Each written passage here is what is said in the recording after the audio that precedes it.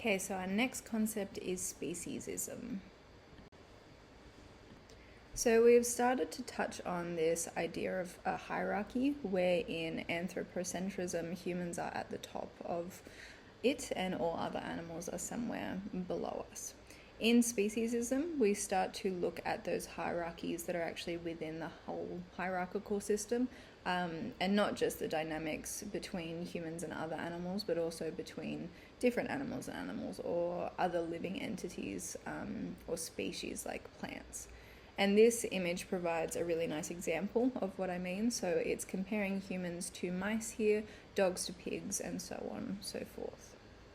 So where the anthropocentrism perspective would have us just focus on the center or the top for all moral questions surrounding the care of our environmental system, speciesism focuses more so on the internal hierarchies within these natural systems between different species.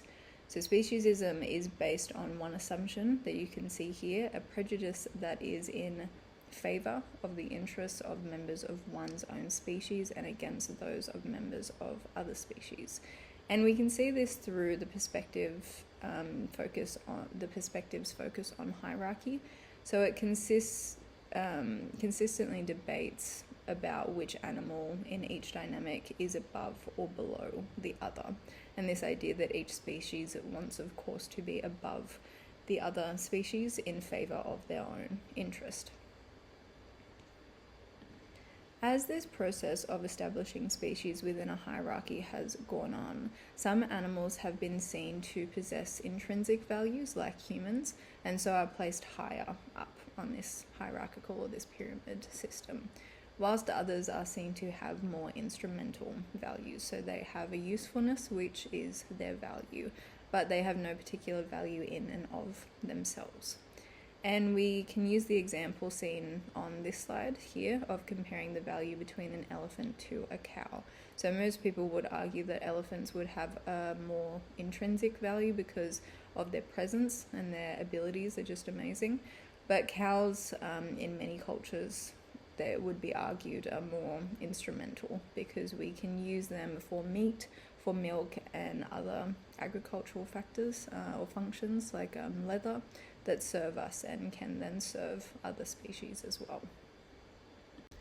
So I'm sure you have been able to tell that speciesism really is just a part of the broader idea of anthropocentrism, because anthropocentrism first identifies an animal as having a particular use or value, but speciesism almost categorizes these animals into what their use then entails or how we can then treat them.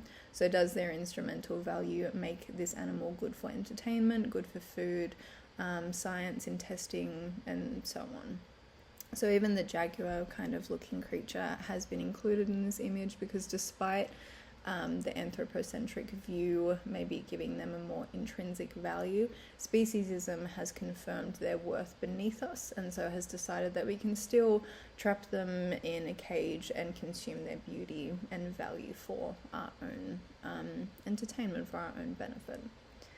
And typically in speciesism we see the level of intelligence being used to determine animals and plants' inherent value, and more so where exactly they sit in this system or this hierarchy.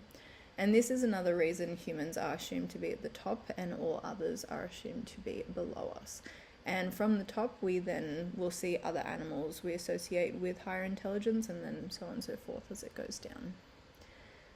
Sentience or consciousness and the capacity to suffer are also characteristics often associated with the level of intelligence that something has. So if you are smart, you are more likely to, of course, be conscious and so able to suffer. So this creates the debate that stupid animals therefore have very limited or no consciousness, and so are very limited in ability to then suffer, making it morally justified to treat them brutally because it doesn't matter anyway. Feel free to pause the video again here and have a little break before we finish with our last two concepts.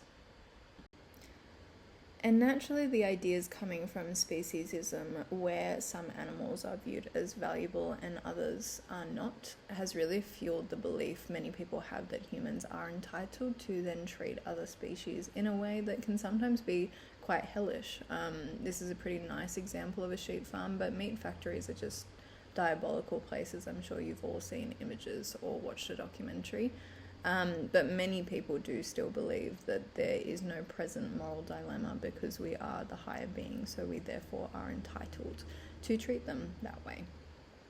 Dissimilar to this, however, many do believe that it's not the case, and I like the way it's summarized on this slide. So the quote says, "A look at this question will lend us to re-examine the distinctions which we have assumed make a moral difference." So essentially, we should critically think about the assumptions that other animals are lesser than us, and therefore I can treat them as I want. It could go really two ways when we do this. We could no longer see the animal as being beneath us, or we could consider that despite an animal being lesser than us, it does not then give us permission to treat them poorly or treat them whatever way we would like.